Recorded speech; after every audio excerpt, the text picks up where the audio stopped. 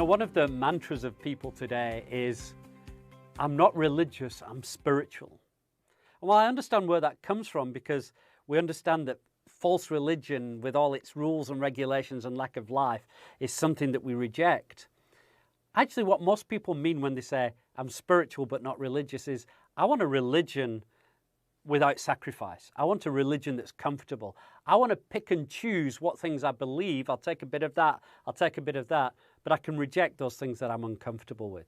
And that's not what Jesus had in mind when he came to bring us life. And in fact, Scripture doesn't say religion is a bad thing. It talks about true religion and false religion, pure religion and unadulterated religion. And in fact, James has something very important to say when he talks about religion. He says, true religion or pure and undefiled religion is this: to look after widows and orphans in their affliction and keep ourselves pure. And that is part of what authentic New Testament Christianity is about. We need to reclaim this concept of true religion. We need to be a people of true religion, not a false, empty, meaningless thing where we can say, it's just me and God or me and a certain spirituality. But true religion is something that I live out before God and overflows into the lives of people. John says this, how can I say I love God if I don't love my fellow man? And when we read Acts 2:42 to 47, what we see is a community of faith that first are passionate about God, about his word, about prayer, but then they're also passionate about fellowship.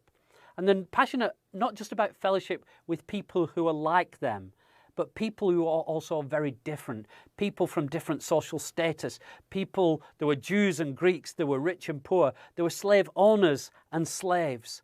There were the widows and the orphans and the wealthy all mixed together. And those who were wealthy understood that I need to be a part of a wider community, and I can use what I have to bless those who don't. And so as we move forward in our lives, let's be a people who reclaim the word religion.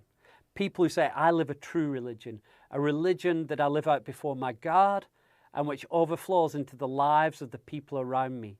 That I'm not just nice to people who are nice to me. I love my enemies and I love the unlovable. And what I have does not belong to me, but I use what I have to be a blessing and show the love of God to those around me.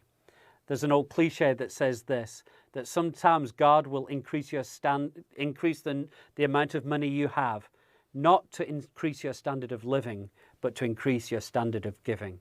And so let us be those who reflect authentic New Testament Christianity, where it could be said of us that there were none amongst us who had need, because each gave.